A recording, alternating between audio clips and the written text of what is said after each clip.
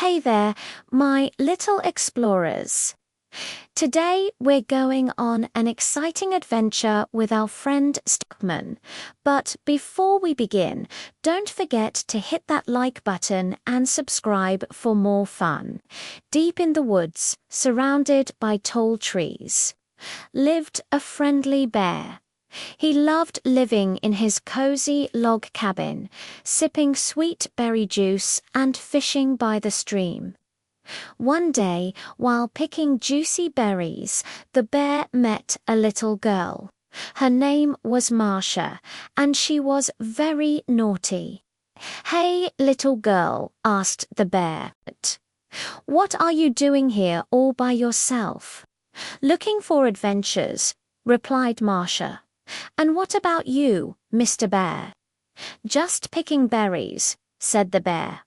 Then Marcia had an idea. "Hey, Mr. Bear, I bet I can pick more berries than you." The bear laughed. "You sure about that, little girl? I'm the fastest picker in the forest." "Okay, let's see," said Marcia. She picked up a small basket and started picking berries. Now, the bear had never seen anyone pick berries as fast as Marcia. She was so tiny, yet she quickly filled her basket. "Wow, how did you pick so many?" asked the bear in surprise. "Secret," said Masha with a wink. She took the basket and ran away. The bear watched her go and couldn't help but smile. He knew Marcia would get tired soon, but when he looked around, he realized he hadn't picked any berries. "Oh dear," he said, "I worked so hard and didn't even pick anything." So the bear sighed and headed home empty. Meanwhile, Marcia had taken her basket of berries to a nearby village.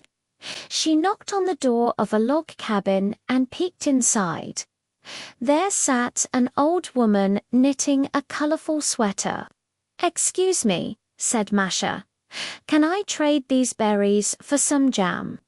The old woman smiled. "Of course, child. Come in, come in." Soon, Matthias' basket was filled with delicious strawberry jam. "Thank you," said Marcia. "Now I can make some yummy jam sandwiches." She took her new prize and skipped away happily. As the sun began to set, the bear arrived at his log cabin. He was exhausted and hungry. "Oh, I wish I had some delicious jam sandwiches," he said. Just then he saw a tasty treat on his windowsill. It was a plate of fresh jam sandwiches. "Who put these here?" he wondered. The bear sniffed the air and licked his lips. He couldn't resist eating them. The sandwiches were so good. Said the bear. "These are the most delicious sandwiches I've ever tasted." Just then he heard a giggle. "Who's there?" he asked. And out popped little Marcia Boo. She said with a big smile. The bear jumped in surprise. "Oh, little girl, you scared me," he said. "Why did you bring me food?" "Because you worked hard picking berries," said Masha.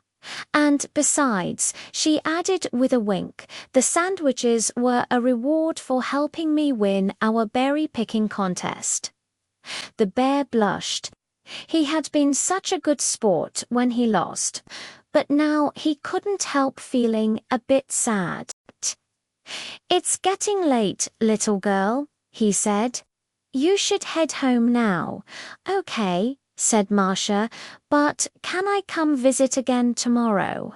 "Of course," said the bear, and with that, Marcia skipped away. The next day, Marcia brought even more jam sandwiches to the bear. She also brought a special treat for herself, a slice of juicy watermelon. "Look, Mr. Bear, I brought enough for both of us," she said. "Really." asked the bear. "Well, if you want some, you'll have to hurry.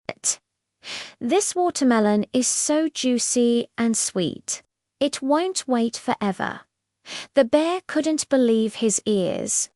Someone had made him watermelon juice before, but never had he been invited to join in. He felt a warm feeling inside. "Thank you, Marcia," he said.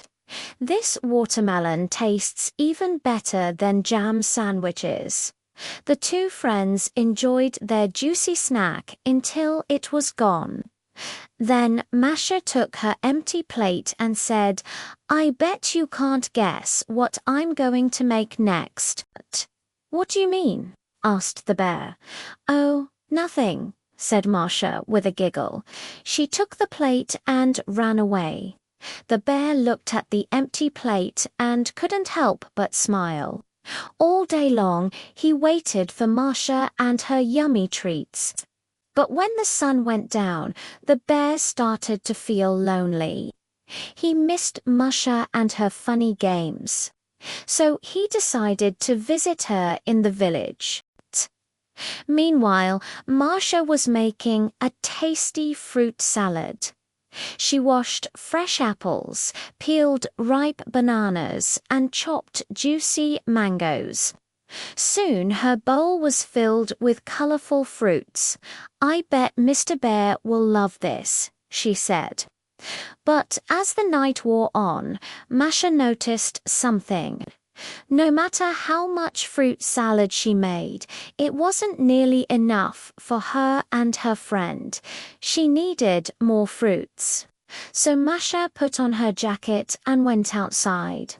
She walked all around the village, but all the shops were closed. "Oh dear," she said, "everything is closed. How can I buy more fruits?" Just then, she saw a market just outside the village. Maybe they had some fruits, but the market was dark and scary. There were strange shadows everywhere, and all the animals had gone home. Still, Masha wanted to buy some fruits for the bear, so she took a deep breath and stepped inside. Suddenly, a spooky sound made her jump. "Who's there?" she asked. "Here, Kitty, Kitty," said a friendly voice, and out came a little black cat. "Hello," purred the cat. "Are you scared, little girl?" "A little," admitted Masha, "but I need to buy more fruits for my friend, the bear. Do you think you could help me?" "Of course," said the cat. "I know just the fruits you need." And with that, the cat led Masha to the juiciest, ripest fruits in the market. She chose bright oranges, shiny red apples, and fluffy white grapes. "These will be perfect for my fruit salad," she said. The cat purred happily. "Anything to make you happy, little girl." When the bear heard that, he quickly got into his car and drove to the market. He parked his car and rushed into the shop. "Where is she? Where's Masha?" he asked.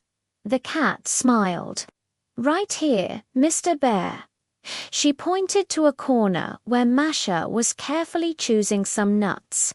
"Oh, hello, little girl," said the bear. "These look like yummy nuts," he added. "They are," said Masha. "Want to try some?" The bear nodded happily. He popped a nut into his mouth and smiled. "Perfect," he said. "So what are we waiting for? Let's make a huge fruit salad together." And with that, the bear, Masha, and the cat left the store hand in paw, or should I say, hand in fin. They gathered all the fruits they needed and returned to the bear's cozy log cabin. The bear opened the fridge and gasped in surprise. "Wow, you brought so much," he said. "There's enough for everyone," said Masha. And with that, they all started mixing fruits and vegetables in a giant bowl. They chopped ripe avocados, juicy tomatoes, and crunchy cucumbers. Soon they had made the biggest fruit salad in the whole wide world. "Let's share it with everyone," suggested the cat. "That's a great idea," said Masha. "We can take some to the bunnies and squirrels." "And I'll bring some to my friends," said the bear. And that's exactly what they did. They shared their yummy fruit salad with all their forest friends. Everyone was so grateful. "Thank you, friends," said the bunnies. "This fruit salad is so refreshing. We couldn't agree more," squeaked the squirrels. And the bear's friends cheered, "Hooray for the bear, Masha, and the cat." The three friends were so happy they had made everyone's day. They knew that sharing and kindness was the sweetest treat of all. Well, little explorers, our story has come to an end, but our adventures are just beginning. Don't forget to give us a thumbs up for more exciting tales. And remember, the best kind of magic is the magic of friendship. Until next time, keep exploring, stay curious, and always believe in the power of friendship. Bye for now.